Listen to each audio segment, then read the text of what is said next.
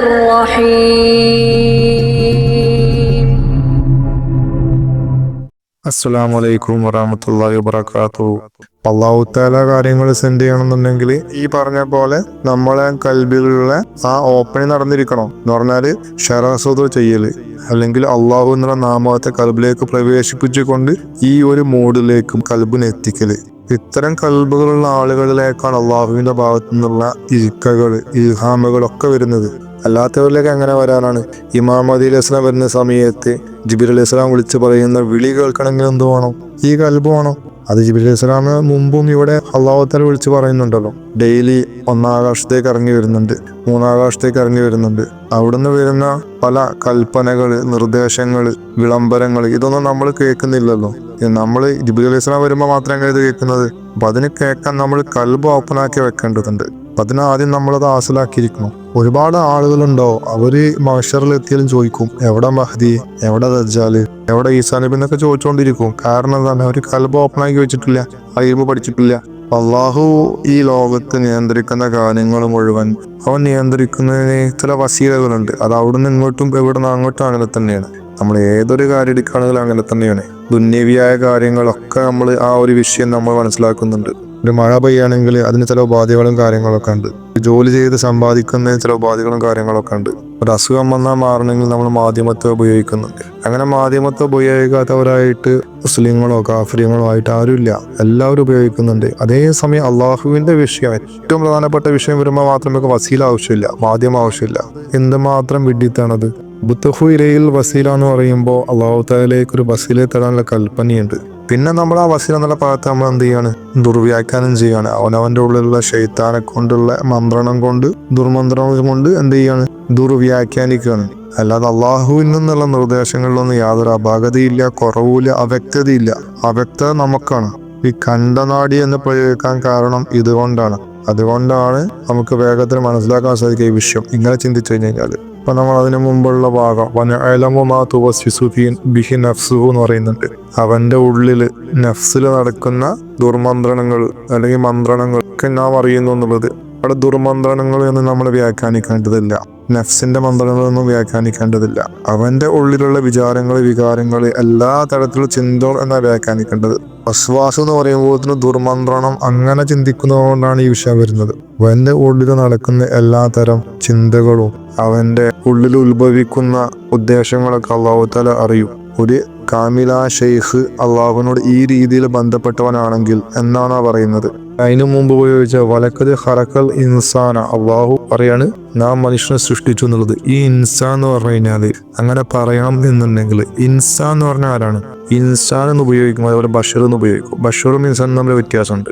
ഇൻസാൻ എന്ന് പറഞ്ഞു കഴിഞ്ഞാല് നെഞ്ചിന്റെ ഉള്ളിലുള്ള ഈ ലത്തായിഫുകൾക്ക് പറയുന്ന പേരാണ്. ആ ലത്തായിഫ് ഉള്ളവനാണ് ഇൻസാന്, ഉണർന്നവന്. ഉള്ളവന് പറയൂല, ഉണർന്നവനെ പറയൂ.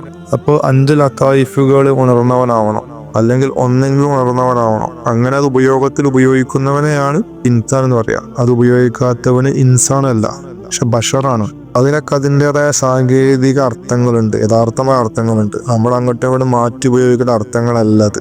അതേപോലെ വനഹനു അഖ്റബു ഇലൈഹി മിൻ ഹബ്ലിൽ വരീദ് എന്ന് പറയുമ്പോൾ അല്ലാഹു തആല വനഹനു നാം എന്ന് ഉപയോഗിക്കുന്നുണ്ട്. അപ്പോൾ അല്ലാഹു തആല വേണമെന്നുണ്ടെങ്കിൽ അന എന്ന് ഉപയോഗിക്കാം, ഞാൻ എന്ന് ഉപയോഗിക്കാം. എന്നാൽ അതിന് പകരം നാം എന്ന് ഉപയോഗിക്കാൻ എന്തുകൊണ്ടാണെന്ന് ചോദിച്ചാൽ പണ്ഡിതന്മാർക്ക് അതൊരു ബഹുമാന സൂചകമായ വാക്യം എന്നാണ് അവർക്ക് പറയാനുണ്ടാവുക.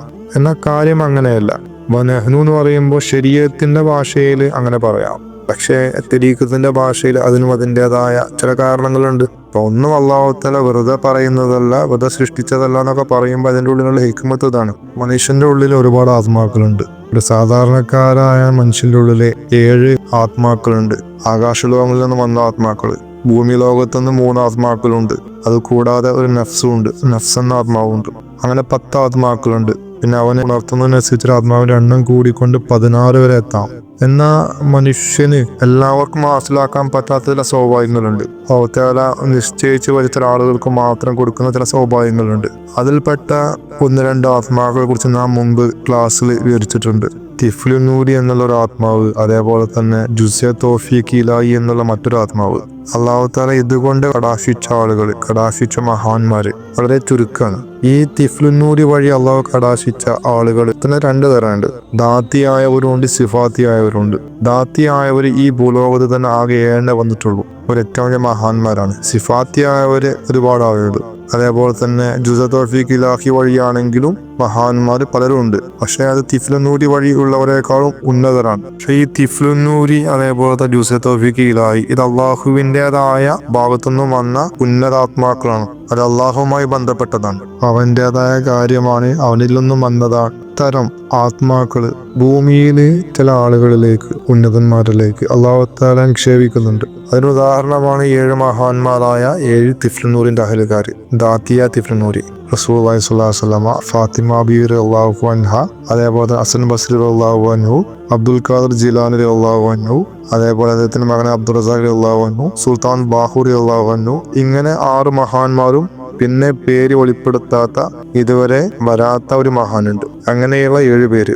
അതേപോലെ ജുസ തൗഫീഖ് ഇലാഹിന്റെ അഹലുകാരായ ഔലിയാക്കള്, ഉന്നത ഔലിയാക്കള്, ഇവരെല്ലാം അള്ളാഹുവിൽ പെട്ടവരാണ്. അള്ളാഹു ആൻഡ് ഫാമിലി എന്ന് പറയുന്ന പോലെയാണത്. അള്ളാഹുവിൻ്റെതായ മഅരിഫത്തിലേക്ക്, തൗഹീദിലേക്ക് എത്തിച്ചേർന്നവരാണ്. ഈസാ നബി അലൈഹി സ്വലാമിന്റെ ഉള്ളിലും ഇത്തരത്തിൽപ്പെട്ട ഒരു ആത്മാവ് ഇരിക്കുന്നുണ്ട്. അതുകൊണ്ടൊക്കെയാണ് അള്ളാഹു തആല അവന്റെ കാര്യം എന്ന് പറയുന്നത്. കാരണം അവനോട് ബന്ധപ്പെട്ട ചിലത് അവരിലുണ്ട്.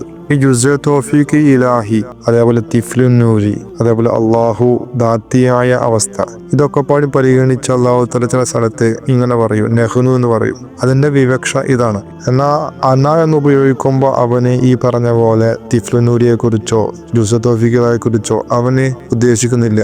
അങ്ങനെ ഒരുപാട് പൊരുളുകളിലേക്കുള്ള സൂചന അള്ളാഹു തആല ചില വാക്യങ്ങളിൽ ഒളിപ്പിച്ചു വെക്കുന്നുണ്ട്. എന്നാൽ അത് അതിൻ്റെത് അഹലുകാർക്കല്ലാതെ മനസ്സിലാക്കാൻ സാധിക്കില്ല എന്നതാണ് വിഷയം. എന്നാൽ ഇത് പൊതുവെ നമ്മൾ അറിയാത്തവർ കേൾക്കുന്ന സമയത്ത് നമ്മളെ രീതിയിൽ ചിന്തിക്കുള്ളൂ. നമ്മളെ രീതിയിൽ ചിന്തിക്കാനുള്ള ഒരു സൂചന ഇതിലുണ്ട്. നമുക്ക് അറിയപ്പെടാത്തൊരു വേളം തന്നെ നമ്മൾ അന്വേഷിച്ച് പോകും. അറിയപ്പെടുന്ന വേളം അതിൻ്റെ ഒരു അന്വേഷിച്ച് പോകേണ്ട ആവശ്യമില്ല. നമ്മൾ അറിയുന്ന മാന കൊണ്ട്, അർത്ഥം കൊണ്ട് നമ്മൾ സമാധാനം ചിരിക്കും. ഇങ്ങനെ ഒരുപാട് ഹിക്മത്തുകൾ അള്ളാഹുവിന്റെ ഖുർആനിലുണ്ട്. ഖുർആനിലെ അള്ളാഹു പദങ്ങളെ ക്രമങ്ങള്, രീതികള്, അർത്ഥങ്ങള്, അത് വെച്ചുകൊണ്ടൊക്കെ ഒരുപാട് കാര്യങ്ങൾ അള്ളാഹു തആല അതിൽ ക്രമപ്പെടുത്തിയിട്ടുണ്ട്. അതേപോലെ അതിന്റെ ക്രമത്തില് പ്രത്യേക ഒരു കോർവുണ്ട്. ആ കോർവ് തെറ്റിക്കഴിഞ്ഞാൽ അതിനുള്ള പ്രകാശം നഷ്ടപ്പെട്ടു പോകും. ഖുർആന് ആവർത്തനങ്ങൾ ചെയ്താൽ പോലും എന്ത് ചെയ്യും, അതിന്റെ നൂറ് നഷ്ടപ്പെട്ടു പോകും. പലരും ഖുർആൻ ഓതുന്ന സമയത്ത് ഓതി നിർത്തിയ ശേഷം വീണ്ടും ആവർത്തിച്ച് ഓതലുണ്ട്. അങ്ങനെ ചെയ്യുന്നതിലൂടെ ഖുർആന്റെ ആ ഒരു കോർവ, കെമിസ്ട്രി നഷ്ടപ്പെട്ടു പോകും. ഒരുപാട് കാര്യങ്ങൾ ഖുർആനെ കുറിച്ച് ഗ്രഹിക്കാനുണ്ട്. ഈ ശാസ്ത്രങ്ങൾ മുഴുവനും അറിയുന്നത് അള്ളാഹിന്റെ ഔലിയാക്കൾക്കാണ്, കാമിലായവർക്ക്. അതേപോലെ അവരുടെ നെഞ്ചറക്കുള്ളിൽ അള്ളാഹു തആല നിക്ഷേപിച്ചിരിക്കുന്നു. അവർക്കത് അറിയാൻ സാധിക്കും. അതല്ലാതെ ബാഹ്യമായി ഖുർആൻ ജസ്റ്റ് പാരായണം ചെയ്യുന്നവർ, അവർ കാര്യങ്ങൾ മാത്രമാണ്. തജ്വീദ് അനുസരിച്ചിട്ട് അത് പാരായണം ചെയ്യുന്നത് മാത്രം. അവരെന്തല്ല, ഖുർആന്റെ വാഹകരല്ല. അതേപോലെ മനപ്പാടമാക്കുന്ന ഹാഫിളീങ്ങളാണ്. അതായത് ഖുർആന്റെ എന്തല്ല, വാഹകരല്ല.